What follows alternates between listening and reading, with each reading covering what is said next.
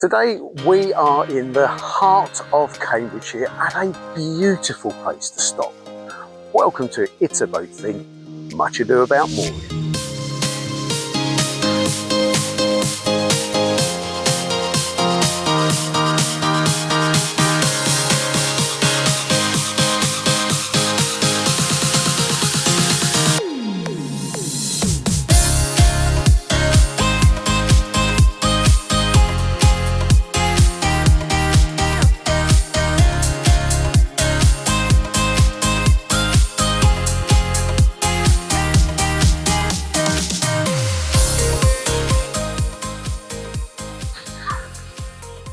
Welcome to Holywell.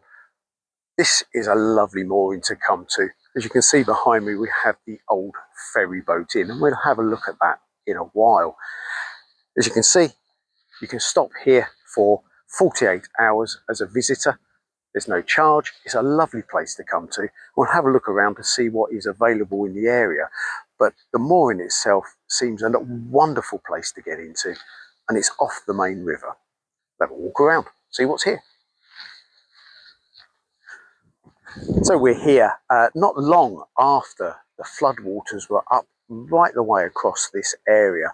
And it was only a week or two ago that they started to subside. However, it now reveals the side of the mooring. Swans allowing, and let me get a little close to them, but you can see that the mooring side is easy to get into. It's just off of the main river, which is over the back there, just to upstream is St Ives and St Ives Lock. Downstream is the Pike and Eel, Browns Hill Staunch, and eventually onto Hermitage Lock.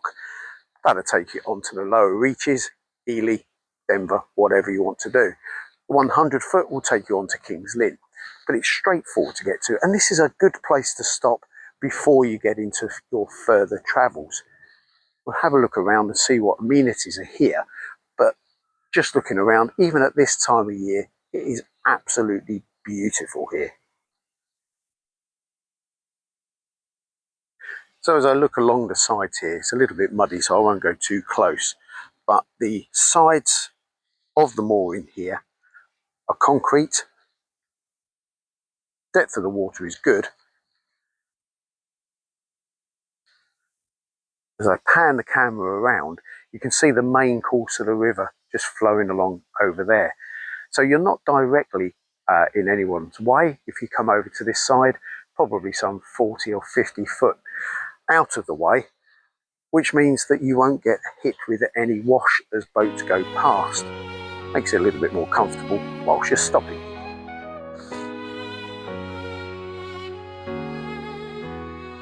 Skies wide and open, sun shining. The obligatory water safety devices are here. In this case we have a life buoy, there's some instructions of what to do with it, and an emergency phone number in the event that you need to call somebody. Time fades to echoes, yearning for more. Endless horizon, where dreams take flight. Now the reason that the Old Ferry Boat Inn is here at all is because back in 560 AD there was actually a ferry boat that would take people across the river. It makes sense that you have an inn or a pub so the travellers can take some respite before their onward journey. We'll have a look around this and see what the pub in its present form has to offer nowadays. Mountains stand tall, rivers that flow. Personally, we have stopped here a number of times and had many meals at this pub, and the food and the service is absolutely excellent. So we're going to have a look inside now and just show you around at some of the facilities and the good food that they have.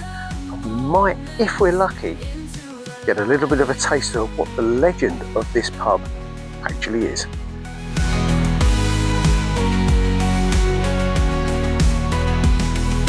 Stars start to whisper, moon's gentle glow, hearts beat together. We're going to go inside the pub now and have a look around and hopefully meet the owner or the manager of the Old Ferry Boat, a lady by the name of Julia, and she can tell us a little bit more of the legend that is the ghost of the Old Ferry Boat Inn. Horizons, when dreams take flight, we chase them all. Well, let's see if we can find Julia. She's the manager here. Let's see if she can tell us a little bit about that legend that surrounds the Old Ferry Boat Inn, and maybe the ghost you may or may not see behind me at some point. So I've come into the pub and I've met with the manager, or one of the managers, Julia, and she's going to tell us a little bit about the legend of the ghost of Juliet Tuesley. What can you tell us about that, Julia?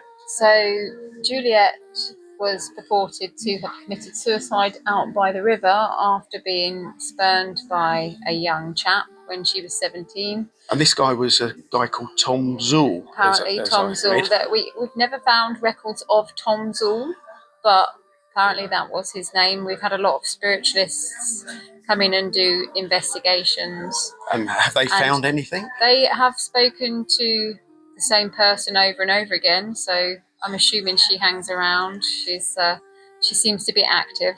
That's good. I mean, I read, and you have to take a pinch of salt with everything you see on the internet, but during the month of March, she's a little bit more... 17th of March was the day she committed suicide, and it's the day that her spirit walked from the river into the pub. And have you ever seen that spirit or apparition? I have never seen the apparition of Juliet, but I have seen things happen in the pub. That's brilliant. I love the idea that there is a legend around the pub, because if I remember rightly, again from something I read in the conversation we had, is this the oldest pub in the UK? This is the oldest inn in England. So we've got alcohol sale records back to 560 AD. Whilst most part of the building is 17th century, the oldest part of the building is 560 AD, the original foundations. That's a lot of history. Yeah. I did see that the reason the pub or the inn is here actually is due to the fact there used to be a ferry boat to take people across the river. So the last one came across early 60s, I believe, and it got washed away in one of the floods, and they just decided never to build it as again. late as the early 60s, and that dates back to the sort of 500, 550, 560 AD as well, doesn't it? It was still there in the 60s, I believe, early part of the 60s, from what I understand. That's brilliant. Well, we're going to have a look, if we can, at the stone that is left here from Juliet's demise, because I gather that was originally placed there in unconsecrated ground outside the pub. Is that right? Yeah, because obviously when she committed suicide, it was a sin, so they're not allowed to be buried on consecrated ground. So she is buried in the pub. So she's in the pub because the pub has now expanded over the top of where she was laid. In true keeping for us, when we just extended round her because we had to keep her in situ. So yeah, she has been extended round and she is in the pub. Although I don't walk on the gravestone, I walk around it. I think that just shows a good deal disrespectful. A little bit of respect of not treading on her. Yeah, no, she's definitely peaceful, but you always know if she's not happy because she'll make things happen in the pub. I love it. I think that's just brilliant. She'll make things go bump in the night for sure. It's her favourite thing to do. You'll know when Juliet's unhappy, and lots of people have seen things. I had a customer stay overnight, and he thought, very uncharacteristically, that his wife for quite a few years had gone to cuddle him in bed. He woke up to find it wasn't her cuddling him. Oh, it was Juliet getting a little amorous, was it? Juliet does like to cuddle the chaps in bed and tug covers. So, I'm sure you'll get a few people want to come and stay here to try and see that. Potentially, we've had staff report that things have come flying off the bar and bits and pieces. I've never seen anything fly off the bar, but other people have said it, and things do move around in here. Marvellous. Let's go and have a look at where she's laid, and we'll see if we can get some pictures of it for you.